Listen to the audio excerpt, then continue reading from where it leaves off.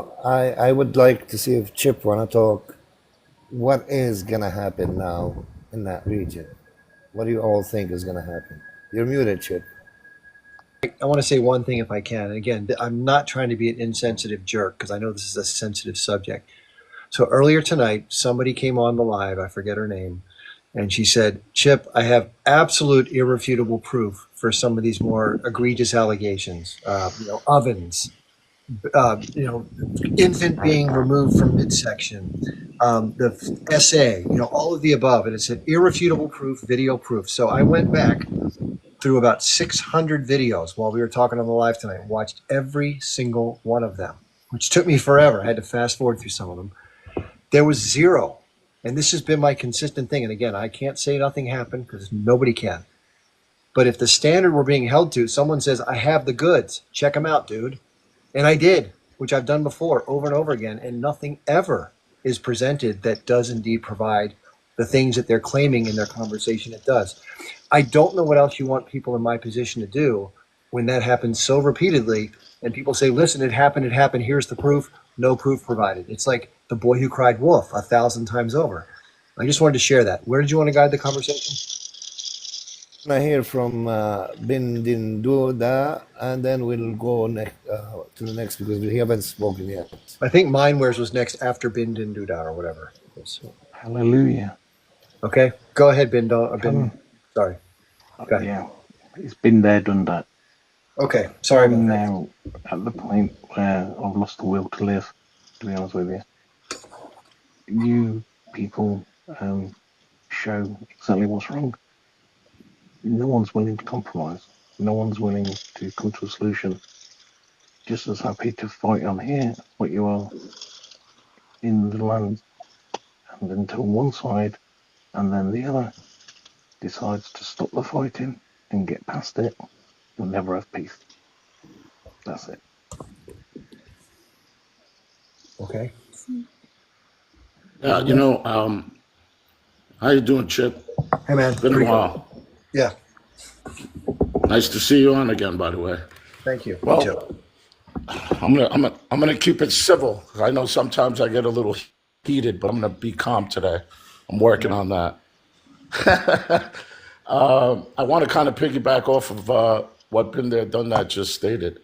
I think that the ideology of Zionism has done a great job of conflating a faith with a political ideology. And I think that both, maybe especially the ideology, has a sense of entitlement that you can actually hear when a lot of Zionists speak. I like to make a differentiation between Zionism and Judaism. One is a faith, one's a political ideology. Zionism has done a great job in veiling themselves behind Judaism and sympathy for the H-cost in order to further their agendas. And they've done such a great job that they've actually taken people that do probably practice the Jewish faith and intertwine them with themselves. If you can understand what I'm saying. What I mean is, it's gotten to the point where Zionist and Jew are interchangeable, and they are not. Because there are many. Can I explain why? Let me finish. Let me finish. Okay. Okay. There are many Jews that actually live in Israel that do not agree with the Zionist ideology, and they actually get abused for it. Okay, and these are so-called what Jewish ideology is that? rabbis and whatnot. Okay, What ideology is that? The ideology of Zionism. No, let him finish. The Zionist ideology. The Zionist ideology. The Zionist ideology that is based on white supremacy. Okay. White supremacy? That is based. Yes, definitely. Most definitely. Most definitely. Zionism is based on white supremacy. It's obvious. It's obvious. Please back it. Mind Wars. I think it's obvious because it's projection. It's projection. The founder of Zionism wasn't even a religious man. I think he was an atheist, if I'm not What does mistaken. that have to do? What? It has- First of all, we're well, not if you're even hiding- claiming anything to if do you're with hiding religion. behind You a guys are. faith, Did You you guys guys go? are. if you're hiding, Okay. if you're hiding You behind a guys are faith, claiming Can religious. I If can I you try to are explain that to you, hiding- Mindway? if you're hiding behind a faith, I would think I would if you are hiding behind Can I the try to faith, explain that to you, Big because Guy?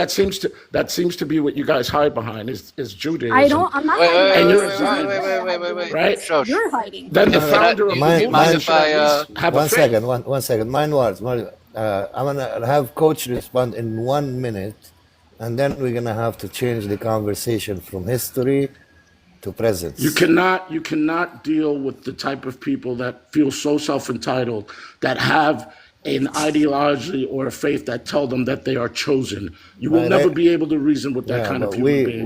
we have the intellectual level and the to be able to have a conversation. It doesn't matter what they think.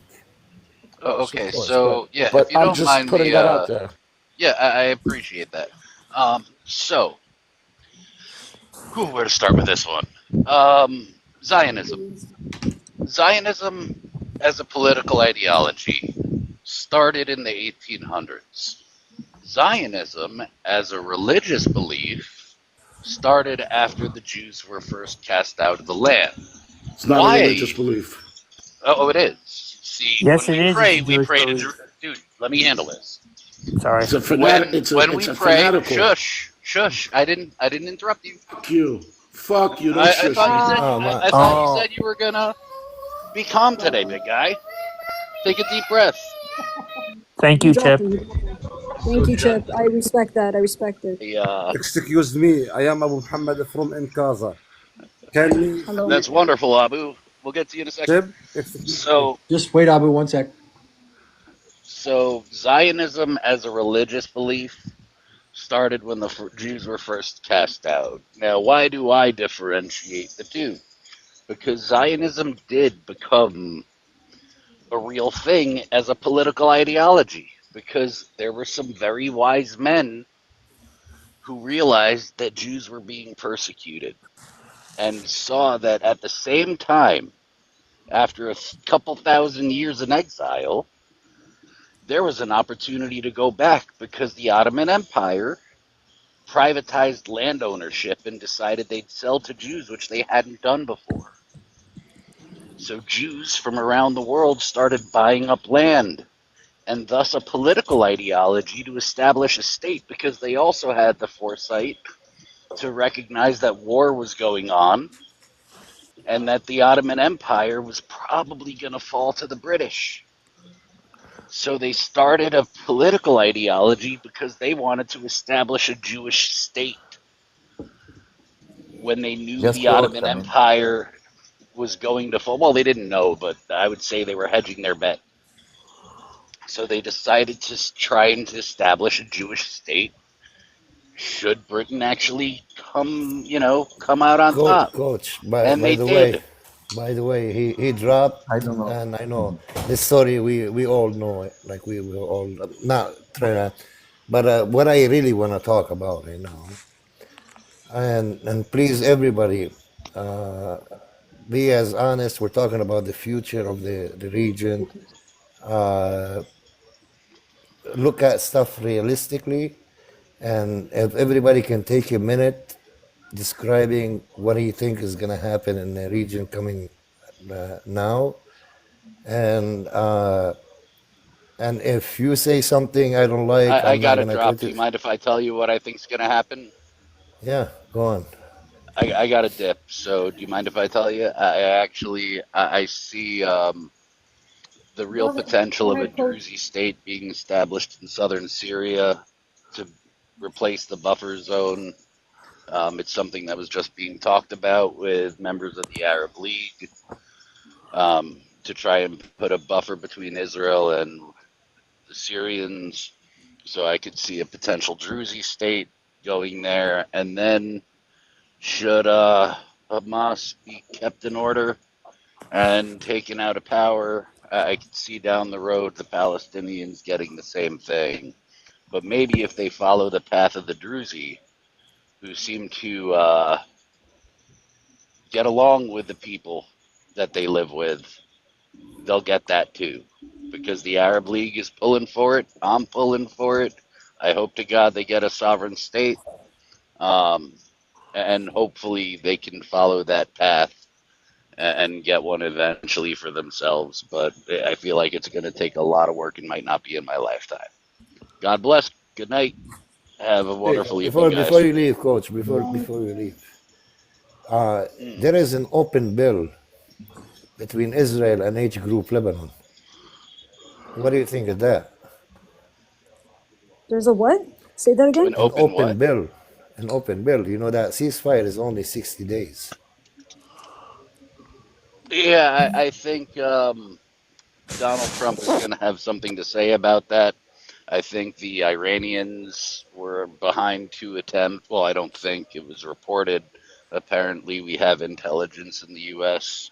that the Iranians were behind the 2 attempts on his life. So I have a funny feeling when he comes into office, he's not going to take too kindly to Iran and their proxies. So I think Lebanon will probably become Christian again. So with that, And these are, I hold will on say one good second. night. One second. Just, these are all I have to go eat speculation. dinner. It's late. Go, Coach. Go. Oh, you spoke enough nonsense. Go. So Coach said his mind. Anyone else wants to speak their Excuse mind? me. I can say Please something. speak. No, like you basically started off with a complete and utter lie. So I don't know.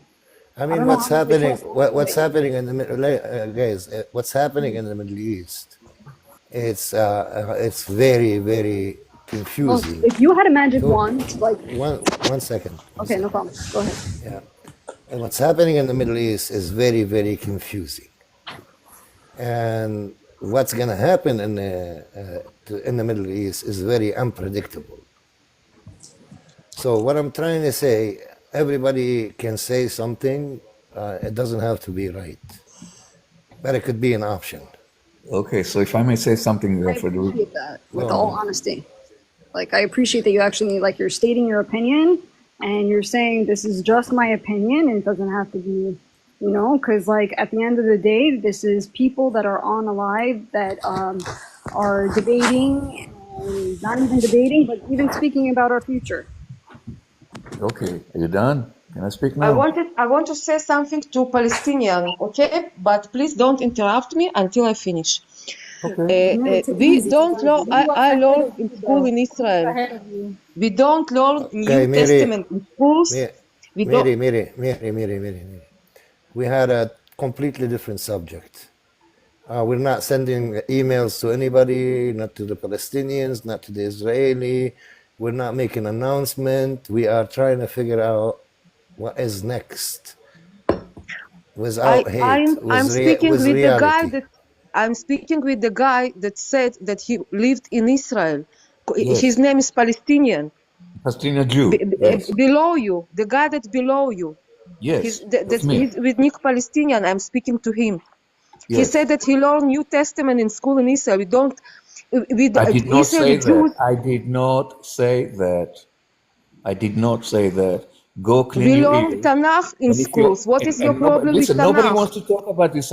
Tanakh is not the New Testament. Tanakh is the Old Testament, by the way. What That's is I your said. problem with Tanakh? You said that you have problem I that we learn in quoted school something Tanakh. they taught Okay, me Mary, in again, public school. Palestinian. That wasn't the subject. We have, I know. we She have changed. wants to Yeah, get we on the have changed subject. it. Wait. You know, contact me privately. Contact me privately, Miri, and I'll be happy to talk to you in Hebrew, English, whatever you want, Yeah. privately, and we can converse. So, okay, The panel and I does not have want to another talk about it. question, and I want to say him another thing.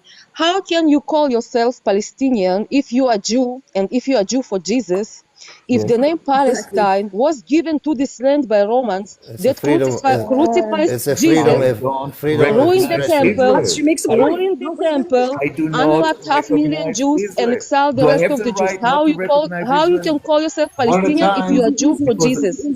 One You at a asked time, me a please. I question, can't I'll hear answer. everything. The reason I call myself Palestinian Jew because I was born, I don't recognize Israel. I was born in the land of Palestine that's been the land for thousands of years. It was He's identified as not Jewish. Palestine. Lo Yehudi. No, it was not I don't Palestine for care what you thousands of think, years. You are Shorty. not I'm Jew. Jewish. I'm You are not Jewish. not Jew. I don't Don't give lie to two people.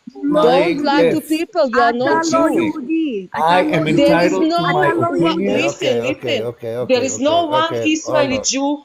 There is no one Israeli true Jew that will say that you not recognize Israel. Okay? Yeah, Miri, That it was talk to please. Palestine Ray thousands Carter and see years what because they say. Please, Miri, please, talk to please. No, Neto no, Ray no, no, Carter no. and see what Hey, they say. guys, no, Talk to hold Neto on. Ray Carter, see what Hold they on. say. Hold on. He recognizes No it one, all. no one is gonna take the panel somewhere where it's not supposed to be. Exactly. Thank you, Federico. Okay. What we're talking about right now is what I have been saying for the past 5 minutes. yes, So, but I have a problem personal with problem. people So get off the that panel. Then get off the panel. Miri. Nobody Take wants to your talk to you. personal problem. Take it out of the panel. Keep the panel for what the panel is about. I no, it's not understand. personal problem. It's Get problem off the for Jewish panel, people in Miri. Israel. Okay, Get He off the can't panel. pretend Talk to to be me Jew when Contact he's him. not Jew. He's Arab. If you have a Don't problem let me with drop He is you. an Arab, and I told Don't you let me that. drop to you. get I in touch did, with me. Federico, can we please get something clear? He is not Jewish. You're not going to sit up here and he's not going to claim that he's one of us and that Gonna he's argue. Jewish. We're gonna. If you Okay, hold Sivan on, Shemai, Really or not guys. to be part of Guys, you. we I'm can not argue claiming to be about part it. of you. I'm claiming Shiva. not to be part of you. We I'm are. claiming not to be part of you. Good. That's what So I'm then don't claiming. come on here and say Jews say this about Jews. I We will don't. We say don't think we're whatever better I than want to nothing. We say. never I wanted will to be the say. chosen people. I'm We not never asking for wanted your to be the chosen. approval. Guys. Okay. We said we're not gonna take the panel somewhere else. If we're gonna sit here from here until tomorrow, you telling him he's not, and he's gonna tell you yes I am, we're not gonna get anywhere. And we're wasting our time for you to understand if he is or not. You know, there is a lot of people with a crazy idea. He doesn't have. Maybe he's one not Jew that he wants to think that way. So we cannot assume what people are or not people are not. And we're not gonna go on all night trying to prove he's not and he is. Let's keep the subject on what we're gonna go through.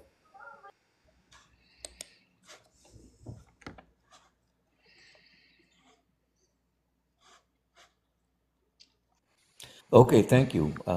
For Excuse me, I need to speak. Look. Now, please. I am Abu Muhammad from Inkaza. Please stop the war. Stop kill children, Gaza. Stop. Bring back the أوقفوا الحرب. hostages. Bring back the hostages. Shut up your mouth. Shut up. I don't listen to you now. انتم Tell Hamas قتلة to leave الأطفال. Gaza. Tell Hamas to leave Gaza and the war will stop. انتم قتلة الأطفال. انتم قتلة. انتم لا إنسانية عندكم.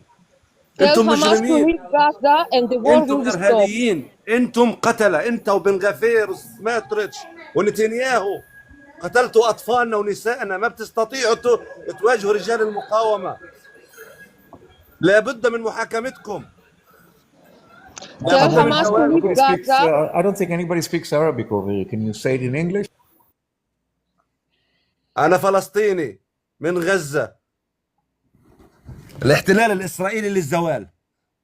قريبا سننتصر عليكم بإذن الله. أوقفوا قتل أطفالنا. أوقفوا قتل نساءنا. أوقفوا التجويع والحصار والإرهاب بن غفير ونتنياهو وست ماترش الخنزير اللعين. أوقفوا الإبادة الجماعية بحقنا في قطاع غزة. إلى متى؟ وين الإنسانية؟ وين الآدمية؟ وين المجتمع الدولي المنافق الكاذب المخادع؟ نحن أصحاب الأرض.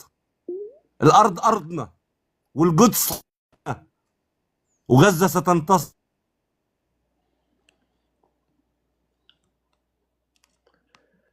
I didn't drop you, Abu, because I don't want you to talk. I don't know if anybody can understand Arabic. I don't understand a word of what you're saying, and I don't know if anyone else can. It's not. I would love to hear through a translator because your views are important, but it doesn't really help to have you on live when we can't All right. understand you. Can I listen? I just joined the panel. Can I just speak because I'm about to drop real quick? Can I just make a quick statement for Federico? Just 1 second. There's one Yeah. spot available. Does anybody here speak Arabic so they could translate for the I do, gentleman? Chip. I do. Okay, so Yeah. But you know who in he a second, was. we'll I bring just him want to back make up a if he quick wants to. statement, and I'm gonna You drop. know I'm what he not even said. gonna Okay, like I know debate. I what he want go to make said. a ahead. quick statement. Go So ahead, Tim. I've been listening. I want to just speak on what, because Federico asked the simple questions. Let's talk about what might happen in the present or in the future. Nobody wants to answer.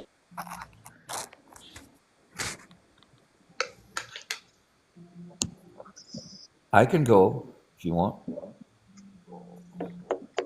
It's okay for me to go now, Well, Federico?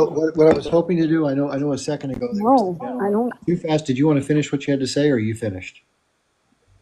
Who, Who, me? me? I Too thought too fast. fast was saying something. No, I didn't. I was saying, but I just got interrupted. So can you Oh, hear go me? ahead and finish up, and then we'll go Yeah, to the go next ahead. one. Go ahead. Okay, so we see what's going on. And Federico, this is what's gonna happen, right? Trump is gonna come into power, right? Netanyahu, he's waiting for Trump. He's waiting for Trump to come into power because he thinks he's gonna have a free hand to do whatever he likes. Now, the big goal in the whole region is Iran. That's who they're gonna go after. Iran. This guy, the Israelis, they're not gonna stop until they get what they want. They want to drag the U.S. into a conflict. Mhm. Now, here's the thing. This is where it gets good, right? Never gets old. It never gets Yeah, old. yeah, Keep yeah, yeah. on. Okay, sure, Keep sure. on. But this is Yeah. where it gets good. This Shah, is where it gets Keep good. Shah, on. one Keep This is on. second, one Keep on. second, one this is second, where it's gonna. one second, one second, guys. I mean, your prime minister said it Too multiple fast, times. too We Great. need fast. to Hold cut. on. Too We fast. Hold need to on. cut the head off the snake. Who's the Hold Great. on, head? Habibi. Hold on. Shosho, I told you in the beginning you're gonna hate stuff you're not gonna like. You're gonna hate You're stuff right. that You're you're right. You're not right. gonna disagree. You're gonna disagree with. You're right. It's just a point of view. It's an opinion, and Yeah. don't take it seriously if you don't like it. But if it changes anything of your view, you should take it in consideration. Just say it. Never gonna happen. So Well, so so now, okay. So listen, I know she's not gonna like. I know you're gonna say it's gonna be the same thing. I like Listen, to I've tell the been through truth. two T attacks. I'm not stupid. Listen. Calm I know down. what I'm thinking. See, you Go need to ahead. learn how to listen and control your emotions. Calm down. No, I Okay? know how to There's a do it. lot Thank of you. things you say I don't like. Thank I you. don't jump Thank in. you. Listen, now they're gonna go I'm after just. Iran. They want to go after Iran. The biggest threat to Israel right now in that region is Iran, right? So when Trump comes in, now I think it's gonna happen. I think it's gonna happen. I think with the Syria issue, they're trying to set the stage where they can have like a little, basically a front line using This is your Syria opinion, and right? This Iraq, is your right? opinion. That's what I think. Now, It's your here's where opinion, it though. gets good. Here's Jesus where It's it your Christ. gets good, opinion. right? Here's where it gets good. Here's where it gets good. Here's where it gets good. You're underestimating your foes, right? You're underestimating your enemies, right? Iran, Russia, China. Let's keep going. I could keep going all day, right? They are not as weak as you think they are. That's where it gets good, right? And then when this really hits the fan, it's gonna get bad for the Israelis. Now, this is all Not, you're underestimating okay. our Now, beepers. You're now, now, now, underestimating now. our pagers. You're Now, underestimating the I want to just say internet. one more thing. I The want to say internet one more that we thing. You're created. forgetting now. The Israelis are forgetting. The other day, I think it was 2 weeks ago. Maybe you guys can tell me about this. Iran activated, I think it was 600 centrifuges for their nuclear program. If I were you, I could. It'll be safe to say Iran is a nuclear power. Now, if you want to go to war with Iran, I want to say good luck, because that's where I think it's headed. And for the future of the Middle East, I think it's going to get bad, and it's going to get bloodier, and it's going to get worse in that whole region before it even gets better. So we're just waiting to see. It's like a ticking time bomb. I think what we've seen is nothing compared to what's coming. So hopefully I'm wrong. But if any Israelis are listening to me, you're in the Middle East. Why would you want to attack your neighbors? Why do you want enemies? Why do you want to be surrounded by enemies? I don't get it. If I go to a gang neighborhood here in the U.S. and I'm by myself and there's nothing but a bunch of gang members that are in the same gang, why? okay. I think I put it on a showtime. So because the first couple of rounds gonna be emotional, maybe later I remove it. Like I said, no one is gonna hear what he wants to hear, but it's very important for us to hear what he's gonna say. You don't have to agree. You don't have to agree. But mind you, while you're looking at this conflict, look at it that there is two players playing, not one player. There is two players that are playing. So when you see your side, think on the other side too. Federico, did you want to translate for that person to come back up, or do you want to wait? Yeah, And I also, can. by the way, I wanted to give, in fairness, I wanted to give, is it Shosh? I wanted to give her a chance because she seemed eager to respond, and I don't want her to be cut off. After she finishes, can we bring up the other guest and you can translate for us? Does that work out okay? Let's go ahead and let Shosh, when it finishes up, go ahead, Shosh. Okay, Oh, first sorry. of all, I want. This is for Shosh, I think. I'll get you two, Mary. Just a sec. Go ahead, Shosh. Shosh, you there? I'm not even shocked, nor am I afraid of that type of rhetoric that I constantly, it's crazy that I'm even acclimating to that type of pure evil hate. And if you can't see it, لفتوخ العينين شلخة. Maybe open up your eyes a little bit. Maybe. Maybe. Because honestly, what I think what's gonna happen is gonna be 10 times worse to you guys. Are you serious? And then you wanna know why we continue to fight? And this is what it's about. Don't tell me there's just one person. We didn't Shosh, just wait. excuse me. One more thing. Yeah. We didn't just wake up October 7th and October 8th trying to unalive people. That's not what happened here. Let's remember. Let's remember what happened. I can remind you what happened if you'd like. Yeah, one second. That was you I were. have Palestinians I spoke to that Shush. had rights before October 7th. Shush. You expressed your feeling right now, but the panel again was about the prediction, what's going to happen next. Too Fast said whatever he wanted to say. Yeah, visualize and his, you got a little emotional. genocide And of us. yeah, like I said, I may not like what she's gonna say right now. Yeah, I hear But what you're saying, Federico. yeah, so please But go what is on. this showtime? I feel I'm very new to TikTok. I just wanted Yeah, to say showtime is when people talk over each other. So what we do is we leave a timer. Oh, there's and actually a thing for this. Oh. yeah, it gets crazy. That's why. Oy vey. Oy vey. Oh man. You know something? I have a like, question for the Shosha real Israelis. quick. I have a question Go for ahead. Shosha. Go ahead. So his argument was kind of careful in terms of wanting to be so belligerent and careful about the underestimating your enemy. Do you think that Israel's either A, being too belligerent, or B, underestimating its enemies? I believe there are extremes in every group, but the extremes of our side are a minority. They're not the majority. They're not the It's only majority. half We the saw on population, October 7th people cheering gleefully with, bodies in the street. We saw that. That's the IDF. I got two cousins that Yo, listen. I got two listen. cousins No, that it got wasn't shot. the Listen, I I got have. two cousins that got The shot before IDF with October the 7th. Apache Why helicopters did you and the kill my Merkava two cousins? tanks. Why did you kill my No, two okay, you're cousins gonna say That's that. before why. October Okay, 7th? me now. Me That's now. why. Me Why That's were why I my said. two me now. cousins Me now. One killed? second, guys. Me now. Me now. One second. That's why I said I'm gonna do 2 rounds of showtime until everyone collects its emotion. It's very emotional It subject. is. It's I hear very you. So Wow. either we It's not try. emotional. It's not emotional, Federico. It's the truth. Well, The I truth mean, hurts, man. The truth hurts. I know. Believe me. absolutely. It's just something they're not used to. Oh my gosh. But the thing is, we need to teach each other something. That's what I'm saying. Like when I come on these And panels and I see people cursing at each other and talking better, like I know, like where where people are going through something, but maybe you, as an Israeli, as a kid growing up, and you were lied to, and maybe taught something different. Maybe when you come on Oh, TikTok and you hear wow. something different than Wow. you're not used to. Or Listen, I've they, been through I'm two a TDs. witness one to second, It's that. like guys. it's Well, like the Guys, exorcism. You know the exorcism when you throw the thing. It's okay. What All we're good. going, All good. one second, just what we're going today, what we're going through today, is nothing compared to what I think is going to happen in the near future. I It's gonna be guarantee bad, you. man. Yeah. So, and Just the everybody, Middle East. and everyone has a different opinion.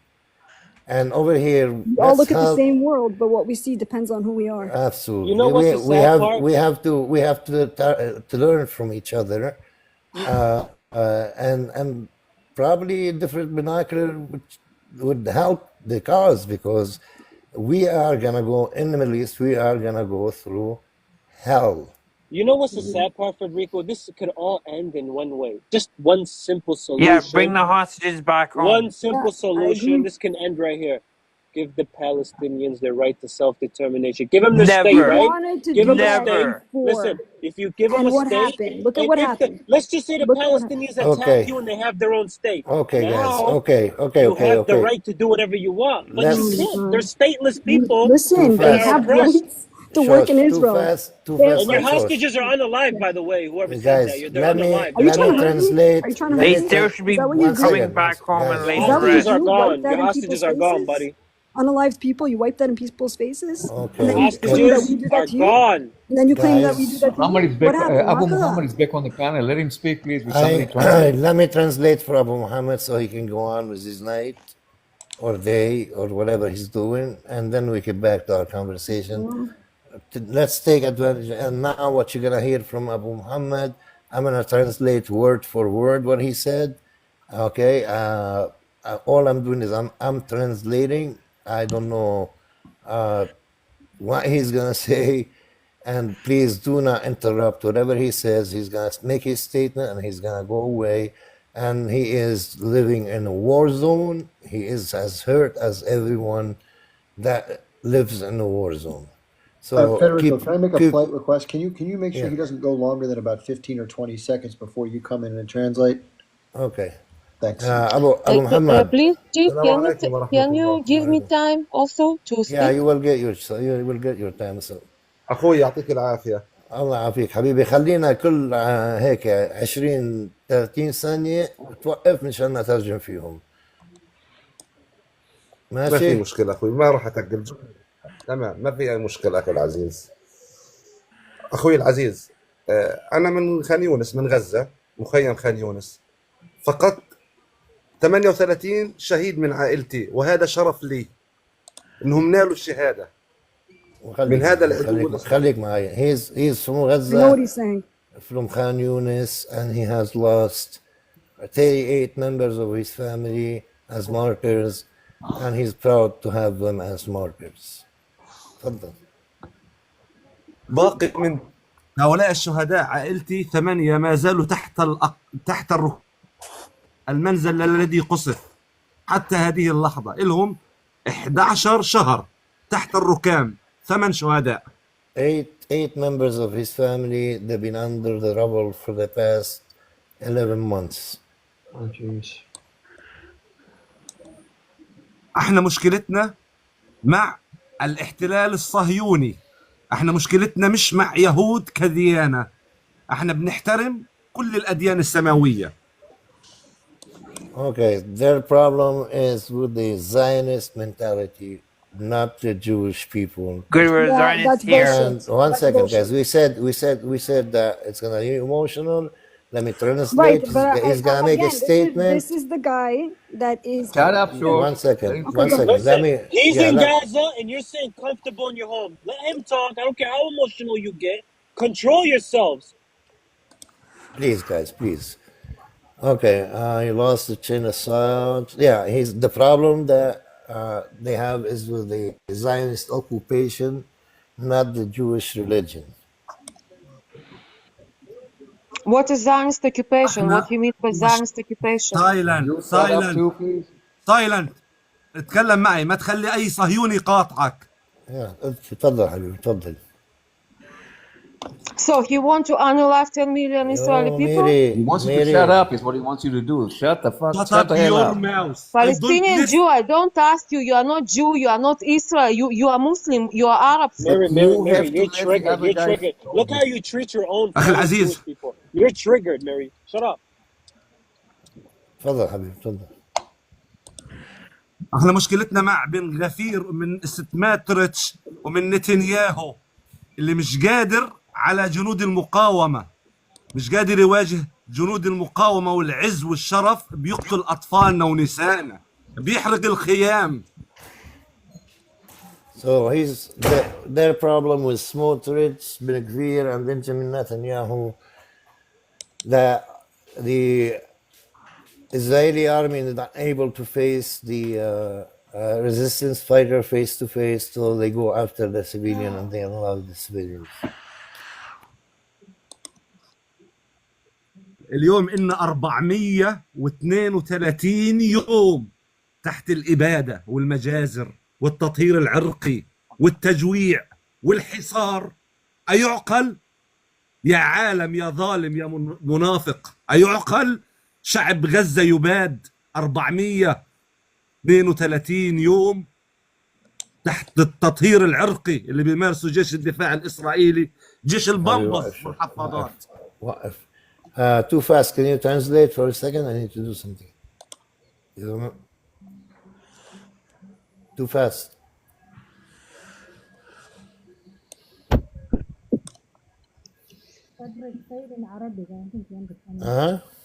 Say it in Arabic for him, telling me too fast. No. I have my granddaughter next to me, so I have to give her the attention. But I'll be listening if he can. Too fast. Too fast? Are you there? Yeah, go ahead. I'm just a little busy. I'm listening. I'll jump in a little bit. Can you translate from Arabic to English for us? Because Federico has to do something.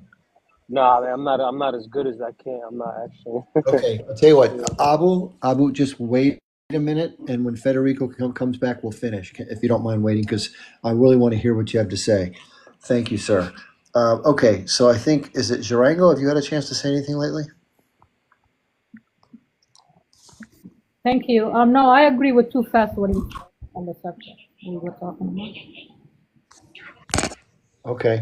Palestinian Jew, while we wait for Abu to finish. By the way, Zanger, do you want to say anything more? Yeah, I was gonna say, I think you dropped Miri earlier. That's why I came up. She kept saying it that we hate the Jewish people and all that. And I know it's too late now; it's gone. But I want to say that we are not taught to hate the Jewish. We don't hate Jews. It's not in our book. It was never even our history. I was gonna give one example. When the beginning of Islam, the Khalifa Abu Bakr, when he went to Palestine, and he came and the Christians killed all the Jewish and then chased them away, it was him who brought them back. And he said, go get 20 Jewish families and bring them back. They belong to the land as much as Christian and Muslim and Jew. We all, I just want to say that to her, because there's no hatred coming from our side. Thank you. Thank you. Palestinian, by the way, what? I just want to translate. Just real quick, I have a question. So people were making accusations that you're not Jewish. Can you clarify that for us? Yes, I can clarify. I don't know how else I can clarify, except I'll translate a message that Miri sent me in Hebrew. She said, "אתה תשרף בגיהנום." You will burn in hell, a liar, and I don't know how to. I say a bunch of freaking curses here that I don't even know how to translate. I wish you have a miserable life. You stink. Amen. These are Miri's blessings to me. So anyway, I don't know how else I can prove to you that, except that I understand that you're emotional. I can tell my story. I understand you're emotional, and I know that you know Hebrew. I'm not emotional. You are Arab. interrupting. I'm not emotional. I did not ask you to intervene. I'm speaking. But I get Let that. me I finish. get you. I George, understand. will you please סתמי את הפה? You can't say you're סתמי את Jewish. הג'ורה. Just that. Just make sure that you're not saying that. Jews for Jesus is a completely different thing. Just say What is the a different truth. thing? You What's just a said it different before. thing? The For those Jews of who you who believe are in on here, Jesus. What's he's a Jews different for thing? Jesus, and he said it to me in Hebrew. Okay? Please That's make the right. differentiation. What is Jews for Jesus? Maze? יהודים משיחיים. Josh, can a Jew be a Christian or a Muslim? A Jew. No, impossible. Look. And I'll tell you A something Jew- else. I can explain How do I to you. pronounce your name? Exargo? How do I pronounce it? Yeah, I used you to be did a it. Jew You did like it, you, sister. You and did it. Go ahead. Thank I you, used to thank be you. a Jew Okay, like you, and I listen, was born again Let as her a talk, Jew please. for Jesus. listen. Hmm. You're saying that you were born again, and so you're quoting from the New Testament because No. I'm quoting from the listen, Old you Testament. said you I'm grew up. quoting Wait a from second, the Rega, Old. Shneia Achad. Oh, Wait a second. oh, You quoted, you got oh. on here saying that all Jews are like this and we hate all non-Jews and that we think we're above all non-Jews. You're not a Jew. You're saying you're Jews for Jesus. זה משהו אחר לגמרי. זה משהו Okay. אחר I used to לגמרי. be. Just Okay. I agree. used to Just say be. that, I please. used. I'm asking you I'm. because you're Let making a me answer statement on you. behalf of Jews, and I'm begging you. Explain. Let me explain. If you just Go ahead. hold back for a minute. Go ahead. Let me explain. I used to be a Jew just like you, a Zionist Jew, not just a Zionist You Jew. I don't was a change. rabbi. You don't stop being I Jewish if was you're a Jewish. Canadian. Keep Don't quoting. pace. No, but Shut the that's fuck up different. and let me Listen, finish. you quoted Shut the something. hell up. Let me You're finish. not Please. going to Sorry insult about my the advance. religion. No. Okay, just real quick. I want to just real quick, everybody. Give me one sec. himself. Give me 1 sec, everybody. Give me 1 sec. So the way my panels work, and I try to be fair to everybody as best I can, and I like to have a lively dialogue. But when someone tries to speak and two others start talking, it hurts everybody in the audience, including my ability to hear what each of you are saying. So in deference to that point, this person is trying to explain, I believe, if I'm not mishearing the person, that he used to have a former point of view. He's born and identifies as a Jewish person as far as culturally and his heritage. However, he's had a shift in his views over his life. And that's why he's saying, I'm no longer one of you, meaning that I don't see things the way that you may see them now, as far as I understand. If I'm wrong about that, let's let him clarify. Please be Thank you, kind. Chip. You're absolutely right Please on be about kind and that. stay on hold until he finishes on mute, and then I'll give each of you a turn to say as much as you want while he does the same for you. Thank you. Thank you very much. I appreciate the clarification. See, I know it's hard for people to digest because they don't know any different reality except what they've been brainwashed their whole life in public school and in the military in Israel. They don't know. They don't know any other reality. We were taught that only Jews matter on this planet. Everybody else is garbage. They don't deserve to be alive, and God commanded us to unalive all of them. This is exactly from the Old Testament. I used to subscribe to this ideology. I was a rabid Zionist Jew, and I completely made a 180 turn, and I can no longer be part of this, ideology, and they cannot tell me that I'm wrong about what I'm saying. They simply cannot. Hold on. This is the first question that comes to my mind when I hear somebody say this. What was it in your life that caused you to shift the way you think? Okay, sorry, I was unmuted.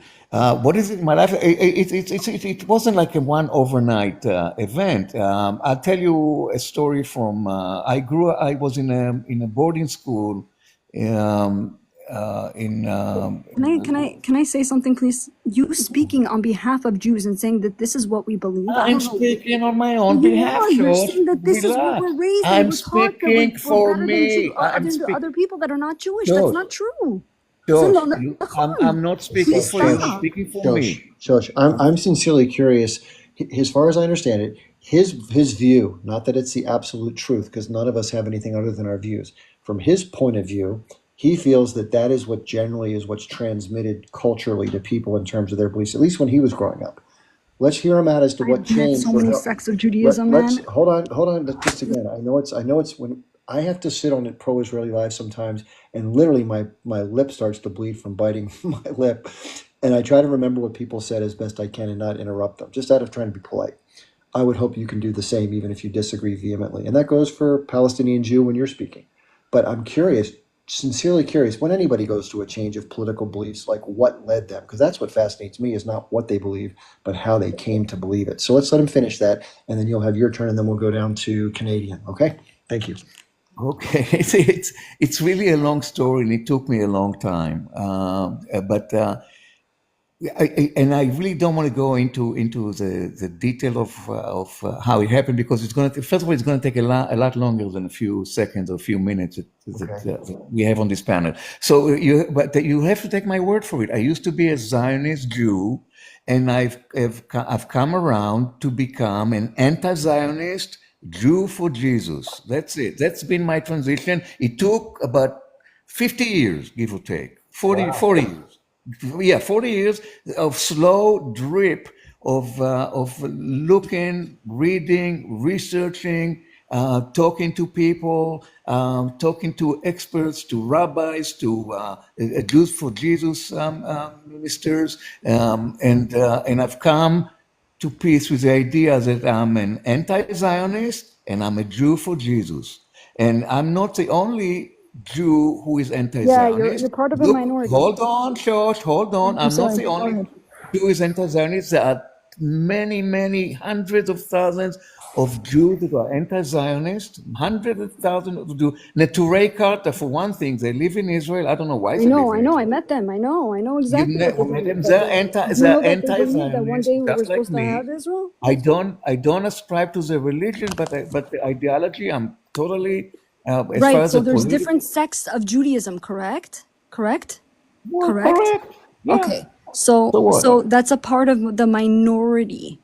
It doesn't matter. And I No, don't the know majority. what. Okay, the part of the Well, minority, you don't because the even. majority of You Israelis okay? are a No, it's bunch not. of 95%, a bunch of genocidal Oh my gosh. psychopath Okay. maniacs. Okay. That's what they are. That's what they do. They kill children. They Again, kill your babies. opinion. Again, your Yes. opinion. Okay. Again, And your let me just opinion. remind you. Let me Again. just remind you. If you just let me finish. Let me just remind you that Israel was on October 6th of 2023. Israel was right on the brink of a civil war over the judicial reform. Who saved the people who saved Israel from this civil war was Hamas, because and Again, it was this is the all second by time I heard this, design. Takia. Hang on, let me Takia. finish. Let me finish. I'm telling you my opinion, and you please listen. Maybe you learn something. Maybe you will learn something. So Netanyahu deliberately abandoned the border with Gaza, took everybody to the West Bank. He knew the attack was coming. All the intelligence was telling him the attack was coming. He knew that's his way to prevent a civil war and to have the Israelis come together over a common enemy, which is the Palestinian. But I'll tell you, the Palestinians saved Israel from a civil war that would have been self-destructive, because all the elite of the Listen. military, Listen. all Listen. the If I elite of wanted the to, if I. pilot, George, let me finish. Maybe you learn All right, just something. try to be quick because she's waited a long time. Go ahead. Okay. So all the elite of the military, all the pilots, all the high-ranking officers, they all were defecting. They were all with the resistance to the judicial reform, and they refused to serve and all that. It was actually on October 6th, there was somebody was unalived. The first person was unalived by It's gonna deliberate, go forever. in a civil war, by deliberate act of somebody from the right wing. They unalived him on the street. Dude, But hold on. you're literally And then, skipping out then everything. October No, I 7th listened to came. you. I did. I October listened. 7th I came. listened to October you, 7th dude. I was came. patient. October. Palestinian, we're going to come back to you.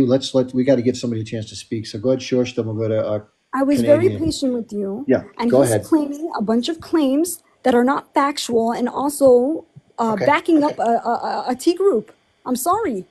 What Okay. happened was straight up Tism. And you're not gonna not condemn that. That's insanity. That's straight up deliberate unaliving. I support Hamas, and Israel is a terrorist organization. Okay, there you have it. There you have Okay, it. there you have it. I There you support have it. Hamas. Support of Israel is a terrorist. Tism. Israel as a You terrorist. cannot support Israel is a Tism and then Israel is say a what you're terrorist gonna state. say. You're Israel not is a gonna terrorist support state. Tism and say what you're gonna Hamas, say. Okay, come on, Listen, Palestinian. listen. are resistance fighters. Listen, that's not and a liberation resistance. fighters. Raping and unaliving Okay. of babies and children is not resistance, and it never will be. It never There was will. no raping. It There was never no will be. It raping. There never was will no be. It never is, raping. and it never will There be. was That no is not zero an act of evidence for happiness, raping. Zarlison. I would Zero like to It is say not an evidence act something. of for happiness, beheaded Kapara. babies.